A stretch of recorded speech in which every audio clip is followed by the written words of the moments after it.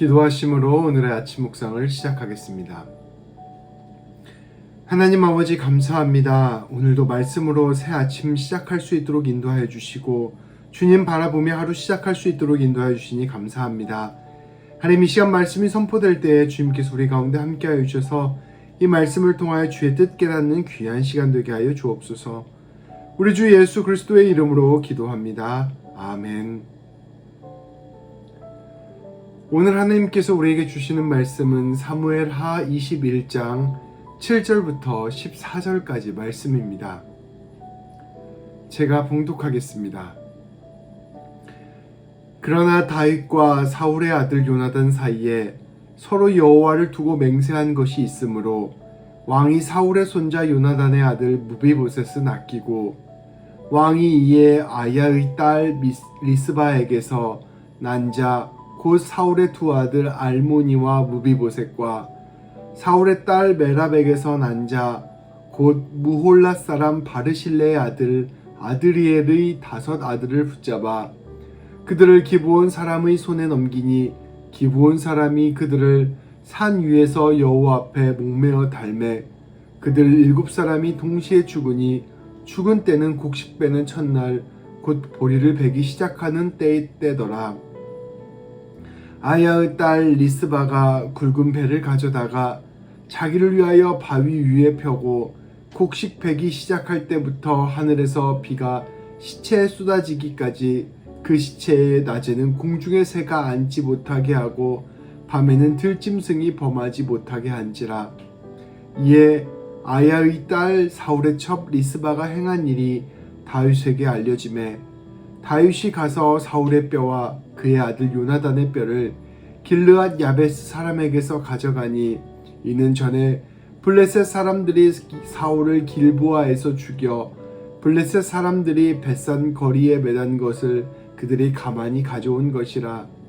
다윗이 그곳에서 사울의 뼈와 그의 아들 요나단의 뼈를 가지고 올라오매 사람들이 그 달려 죽은 자들의 뼈를 거두어다가 사울과 그의 아들 요나단의 뼈와 베냐민 땅 셀라에서 그의 아버지 기스의 묘에 장사하되 모두 왕의 명령을 따라 행하니라. 그 후에야 하나님이 그 땅을 위한 기도를 들으시니라. 아멘. 다윗의 시대에 3년 연속으로 흉년이 들었습니다. 이 문제를 두고 다윗은 하나님께 기도를 드렸습니다. 그리고 하나님께로부터 흉년이 계속되는 이유가 있음을 듣게 되었습니다. 그것은 사울의 죄악 때문이었습니다. 사울은 이스라엘 백성들의 환심을 사고자 죄가 없는 기브온 사람들을 학살하였습니다. 기브온 사람들은 이스라엘 사람들과의 계약으로 이스라엘 사람들과 더불어 함께 살아가고 있었던 이방인들이었습니다. 어느 곳에서나 이방인들은 차별과 멸시를 받곤 합니다. 사울은 자신의 정치적인 이익을 위하여 이 차별과 멸시를 이용한 것입니다. 사울은 죄가 없던 기브온 사람들을 죽임으로 사람들의 지지를 얻었고 그것을 통해 자신의 권력을 강화했습니다. 하나님 보시기에 이것은 매우 악한 행동이었습니다.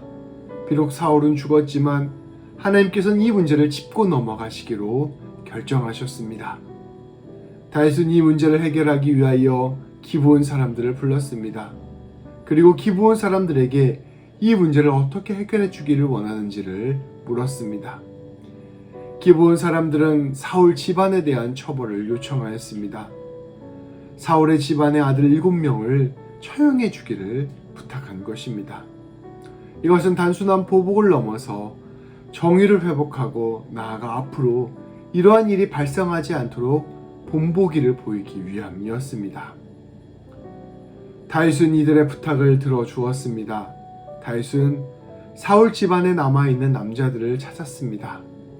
사울이 아야의 딸 리스바에게서 난 2 아들 알모니와 무비보셋 그리고 사울의 딸 메랍의 5 아들이 기브온 족속에게 넘겨지게 되었습니다. 다윗은 그러나 요나단의 아들이었던 무비보셋은 보호하여 주었습니다. 이 아들을 보호해 주기로 요나단과 약속했었기 때문입니다. 다윗에게서부터 넘겨진 이들은 기브온 사람들에게 의해 모두 처형되고 말았습니다. 사울의 학살은 결국 사울 집안의 멸망이라는 인과응보로 마무리되었습니다.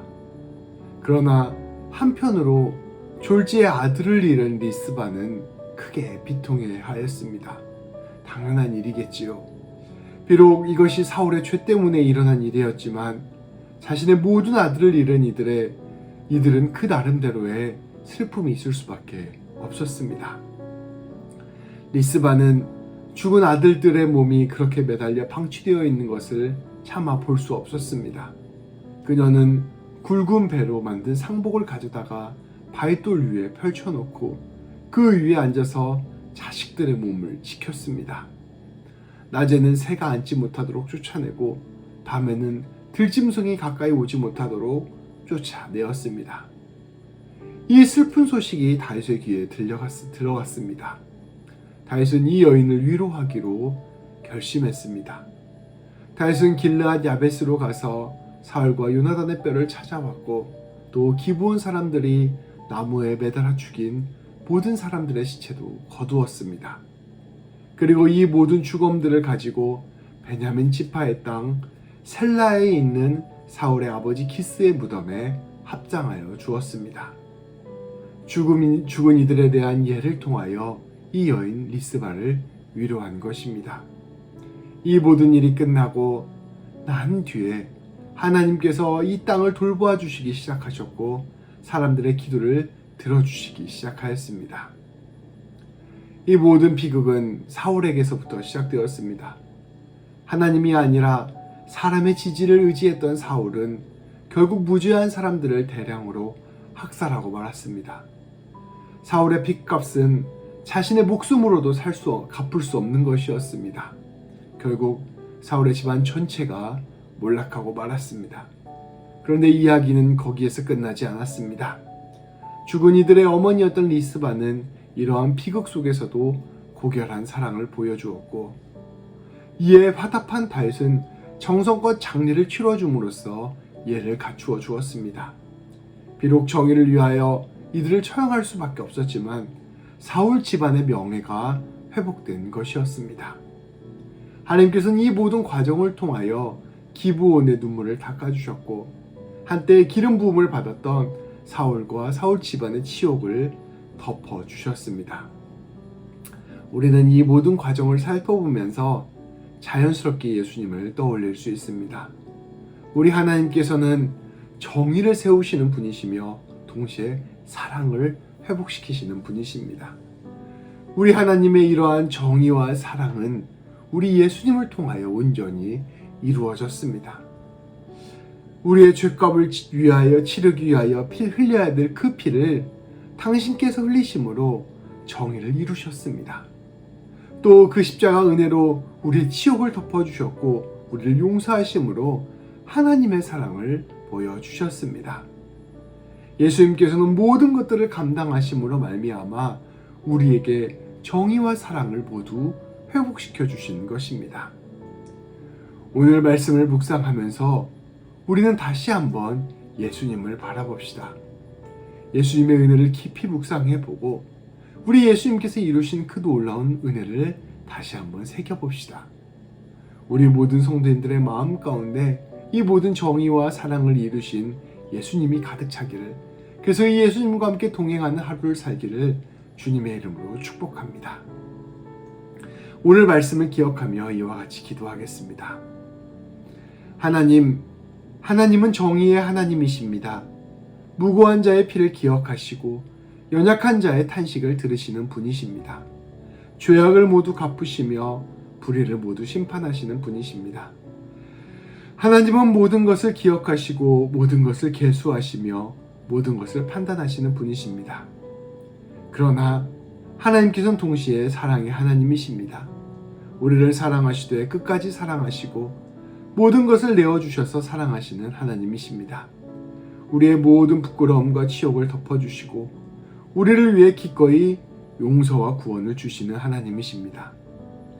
하나님께서는 이러한 정의와 사랑을 모두 이루시기 위해 우리 예수님을 보내주셨습니다. 예수님께서 십자가에서 대신 죽으심으로 정의를 이루셨습니다.